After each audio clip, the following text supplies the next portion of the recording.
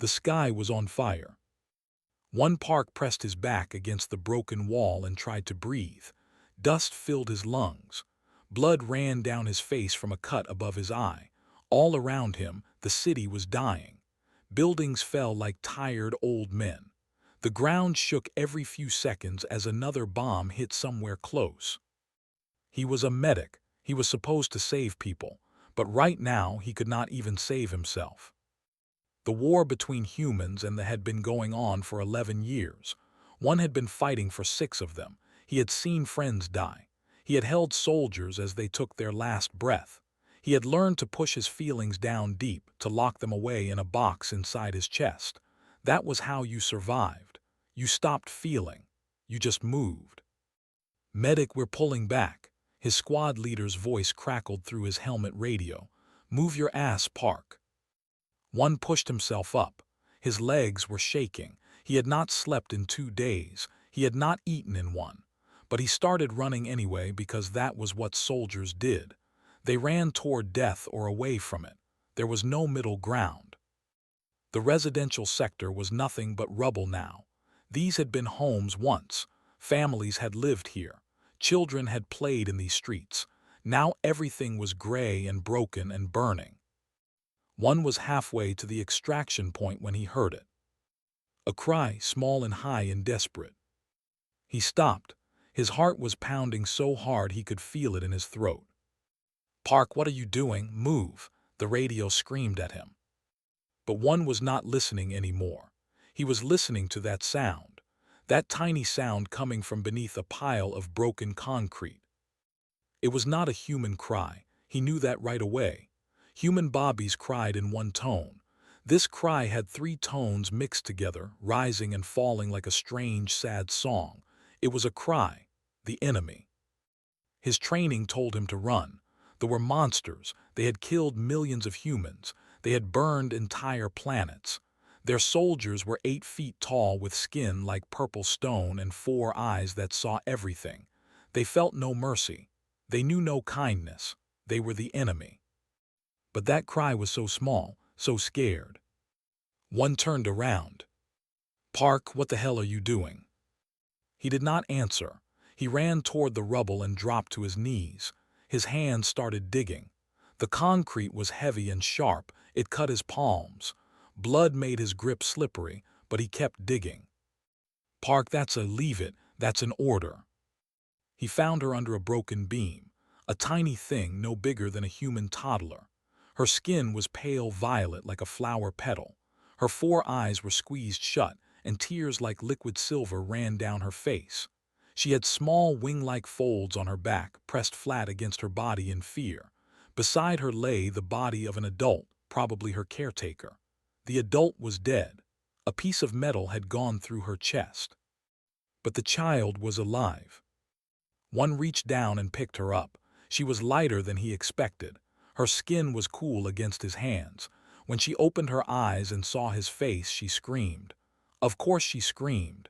He was a human, a monster from her people's stories, the creature that burned and killed. He whispered, "It's okay, I'm not going to hurt you." She did not understand his words, but something in his voice must have reached her, because her screaming turned to whimpering and then to soft hiccups. One pulled off his thermal blanket and wrapped it around her. She was shivering. Her tiny hands grabbed at the fabric, holding on tight. "Park," his squad leader's voice was cold now. "Quiet. Put it down. That's the enemy's spawn. We don't save them. They don't save us. That's how this works." One looked down at the child in his arms. She had stopped crying. She was looking up at him with those 4 silver eyes, and in them he saw something he had not seen in a long time. Trust. Pure, innocent, desperate trust. She was not a soldier. She was not a weapon. She was just a baby who had lost everything and was hopping, praying that this strange creature would not hurt her. "I can't," one said. "What?" "I can't leave her." There was a long silence on the radio. Then, "You walk away with that thing, you're done. You understand, you're a deserter, a traitor. We will hunt you." One stood up. His legs had stopped shaking. Something had changed inside him. The box where he kept his feelings had broken open and everything was flooding out. Fear, sadness, and something else, something warm. "Then hunt me," he said. He turned off his radio and started walking. The bombs kept falling. The sky kept burning. But one Park walked through the fire with an enemy child in his arms, and he did not look back. He did not know where he was going. He did not know how he would survive. He only knew one thing: he had made a choice. And for the first time in 6 years of war, it felt like the right one. The child made a small sound against his chest. Not a cry this time, something softer, something almost like comfort. "I've got you," one whispered. "I don't know what's going to happen, but I've got you." And he walked on, into the smoke and the ruin, into the unknown. A human carrying a child through the end of the world. Because some things were more important than war. Some things were more important than sides. Some things were just about being human. The forest was dark and cold, and one had not slept in 3 days.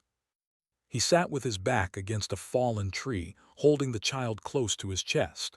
She was sleeping now, her small body rising and falling with each breath. Her violet skin had grown paler over the past week, and that worried him.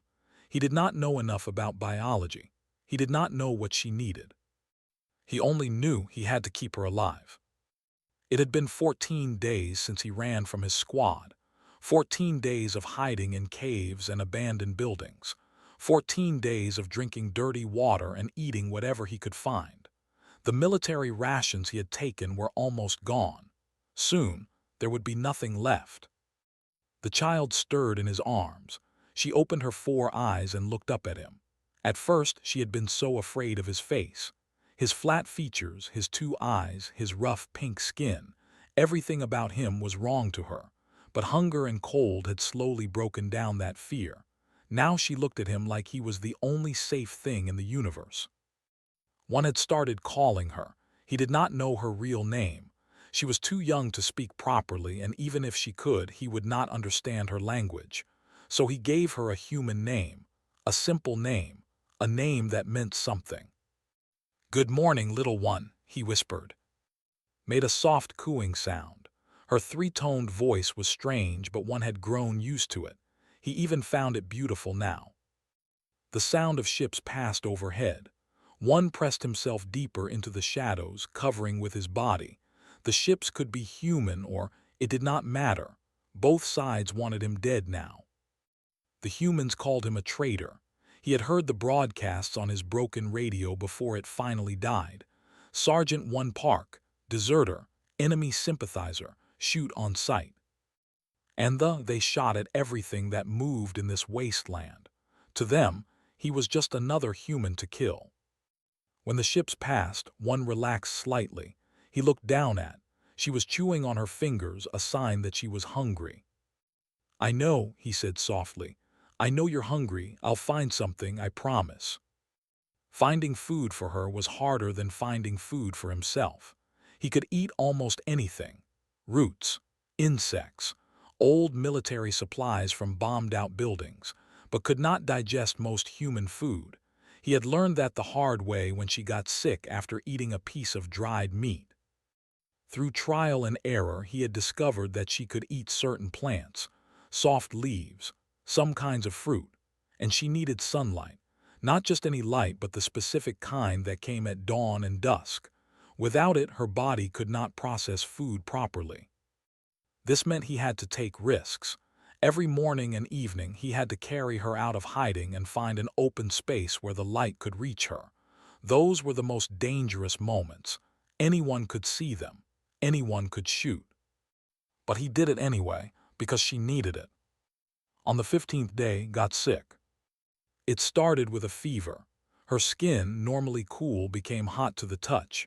She stopped eating. She cried constantly, a weak and tired sound that broke one's heart. He examined her as best he could with his medical training. The wing folds on her back were swollen and red, some kind of infection. He had antibiotics in his kit, but they were designed for humans. He did not know if they would help her or hurt her. For 2 days he tried everything. He cleaned her wounds with filtered water. He kept her warm. He stayed awake through the nights, holding her, talking to her, singing old songs from his childhood that she could not understand. "Please," he whispered, "please don't die. I didn't come this far for you to die." On the 17th day, he made a decision. He would surrender to the... It was insane. They would kill him for sure, but maybe, just maybe, they would save first. Maybe they would see that she was one of theirs and help her. He had no other choice. One walked out of the forest at dawn, holding in his arms. He walked slowly, openly, making no attempt to hide. If human forces saw him, they would shoot. If forces saw him, they would probably shoot too. He did not care anymore. He was too tired to care. It took 3 hours before a scout found him. The scout dropped from the sky like a purple shadow, landing 10 meters in front of one. She was tall and terrifying, with 4 glowing eyes and a weapon pointed directly at his chest. One stopped walking. He did not raise his hands. He could not. He was holding. "Kill me if you want," he said. His voice was calm, steady. "But she needs help. Her wing folds are infected. She'll die without treatment." The scout did not move. Her weapon stayed aimed at him. "Please," one said. "She's just a child. She's one of you. Save her." For a long moment nothing happened. The wind blew, whimpered softly in his arms. Then the scout lowered her weapon. She spoke into a device on her wrist, words one could not understand. More soldiers appeared from the sky, surrounding him. But they did not shoot. One of them approached and took from his arms. One let her go, even though every part of him screamed to hold on. The soldier looked at the child, then at one. Something passed between them. Not understanding, not friendship, just recognition, one living being acknowledging another. Then they put chains on his wrists and took him away. One did not resist. He had done what he set out to do, was in hands now. She would get the help she needed. Whatever happened to him next did not matter. He had saved her. That was enough. The ship was bigger than anything one had ever seen. They called it the Throne of Silent Stars. It was the command vessel of the entire fleet in this sector, a massive thing, dark purple and silver, hanging in space like a sleeping god. One had seen it in military briefings. He had studied its weapons, its defenses, its weak points. He had never imagined he would be inside it. The guards pushed him through endless corridors. His hands were still chained. His body ached from days of walking and weeks of hunger, but he kept his head up. He would not show weakness. Not here. Others watched him pass. Soldiers, workers, officers. They all stopped and stared at the human in chains. Some of them hissed. Some of them spat. One of them threw something at him. It hit his shoulder and burned, some kind of chemical. He did not cry out. Finally, they reached a massive door. It was made of something that looked like black glass, carved with symbols one did not recognize. The guards spoke into a panel, and the door slid open. The room beyond was enormous. The ceiling was so high it disappeared into shadow. The floor was polished so perfectly that one could see his own reflection, and at the far end, on a raised platform, sat a throne. On the throne sat a unlike any he had seen before. She was huge. Even sitting, she was taller than him. Her skin was deep purple, almost black, and it seemed to shimmer with inner light. She had 4 eyes like all, but hers glowed brighter, colder, like distant stars. She wore armor that looked like it was made from night, and on her head sat a crown of twisted silver. This was High Matriarch of the Dominion, Supreme Commander, the most powerful and feared leader in the enemy empire. And one realized with a shock, smother. He saw it now. The shape of the eyes, the curve of the face, was a smaller, softer copy of this terrifying figure. The guards forced one to his knees. He did not fight it. He knelt on the cold floor and looked up at the matriarch. For a long moment she said nothing. She just studied him with those 4 glowing eyes. One felt like she was looking through his skin, into his bones, into his thoughts. Then she spoke. Her voice was deep and cold, and the translator device in one's ear made it flat and mechanical. "You are the human who took my daughter." It was not a question. One answered anyway. "Yes. She was gone for 23 days. I believed her dead." "I know. You could have left her to die. You could have killed her yourself. She is the enemy to your kind." "She's a child," one said. "Children aren't enemies, they're just children." Leaned forward on her throne, her eyes narrowed. "Do not play noble with me, human. Your species has killed millions of my people. You have burned our colonies. You have shown no mercy to our young ones before." "I'm not my species," one said quietly. "I'm just me." Something flickered in the matriarch's eyes. Surprise, maybe, or confusion. One did not know expressions well enough to be sure. "Why?" demanded. "Why did you save her? What did you want?" One thought about the question. He had asked himself the same thing 100 times in those desperate weeks. "I heard her crying," he said finally. "She was alone and scared. Everything around her was burning, and I just couldn't walk away. I couldn't pretend I didn't hear her. I couldn't pretend she wasn't there." That is not a reason. That is a feeling. Maybe, but sometimes feelings are all we have. Stood up, she was even more terrifying standing.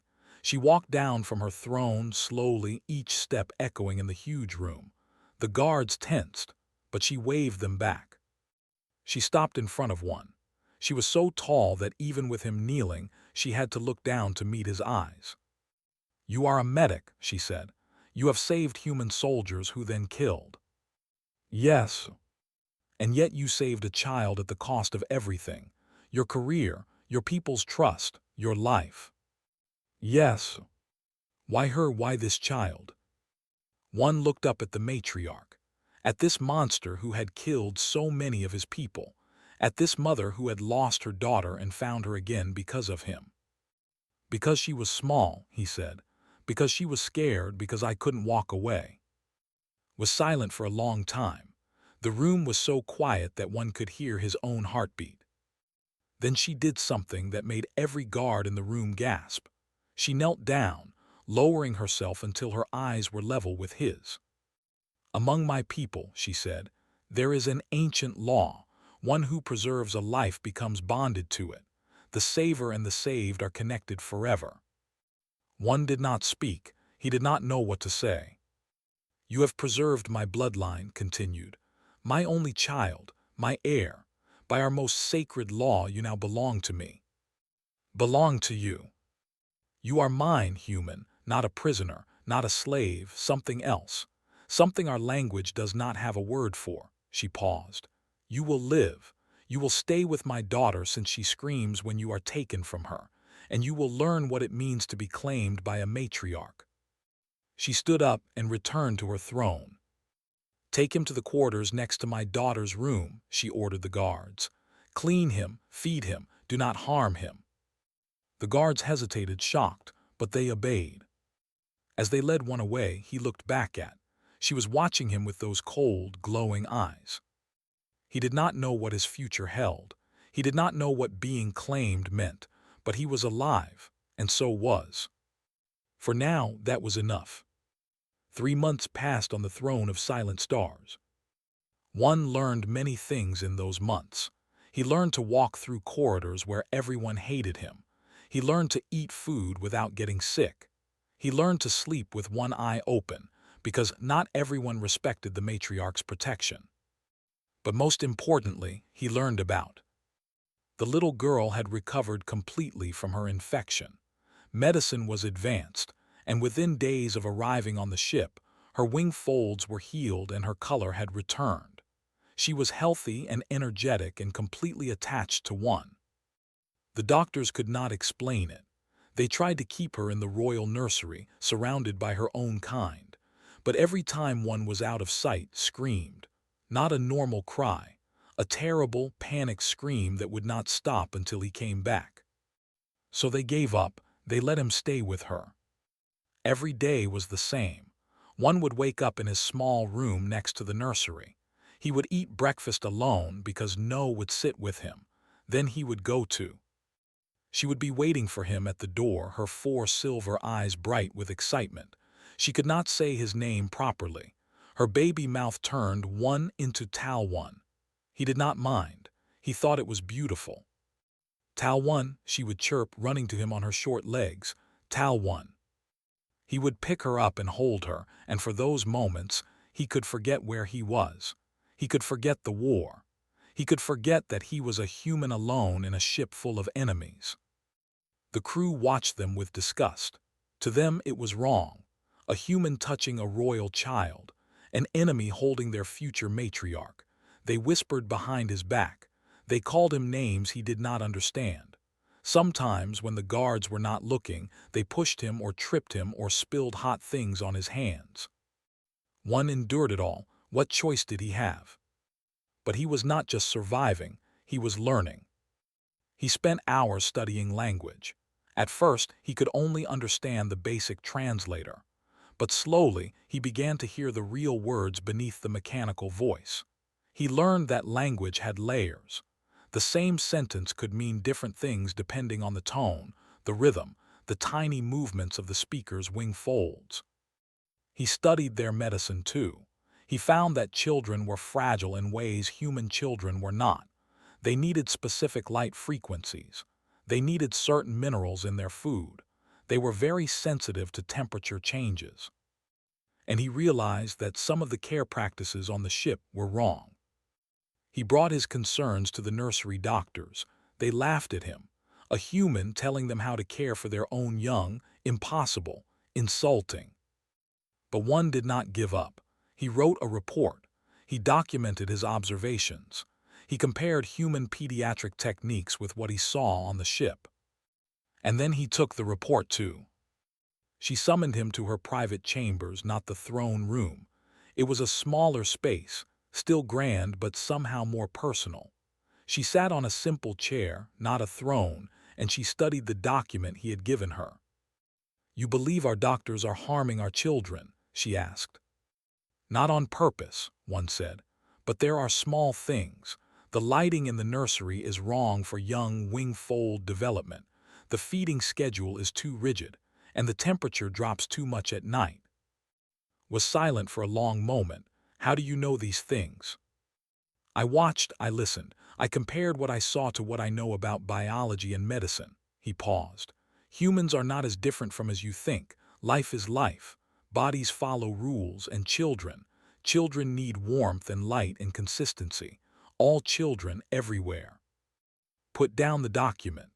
She looked at him with those 4 glowing eyes, and one felt like she was trying to solve a puzzle she did not understand. "You are strange, human," she said. "You do not act like an enemy." "Maybe because I don't feel like one anymore." "And what do you feel like?"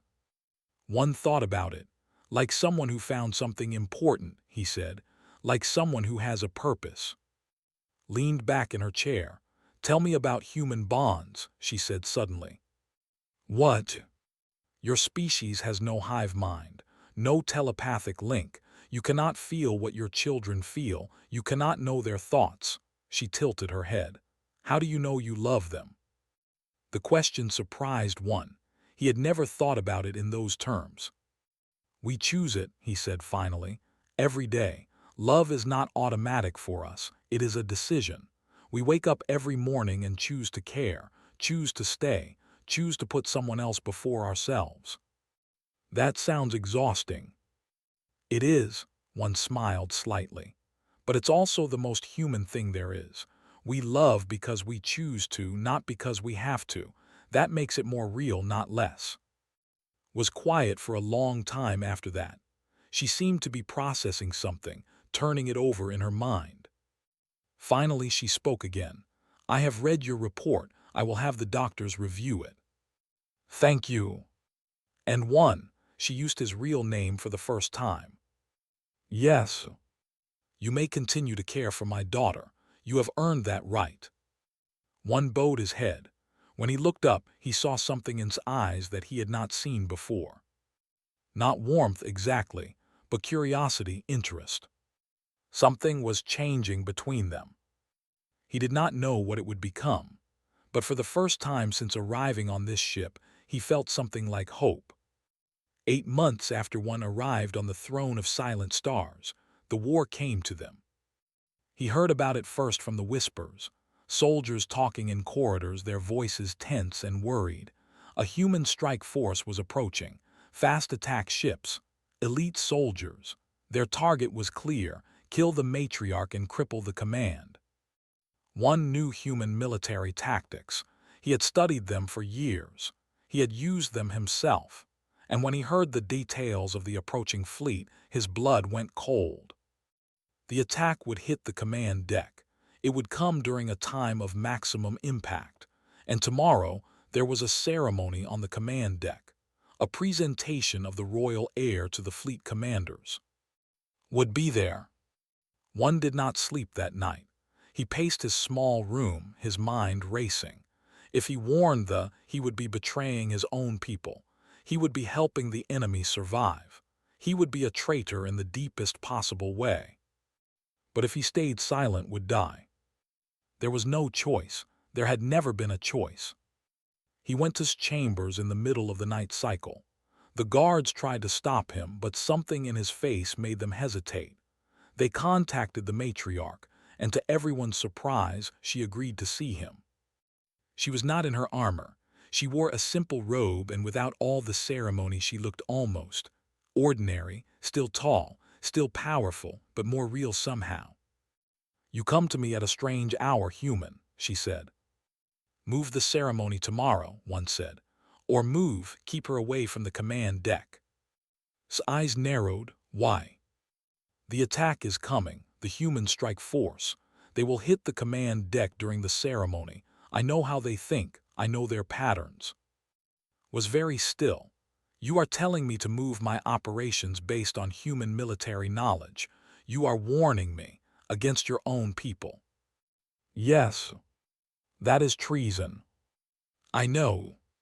Stood up, she walked toward him slowly, her 4 eyes burning into his. "Why?" she demanded. "Why would you betray your own kind for us?"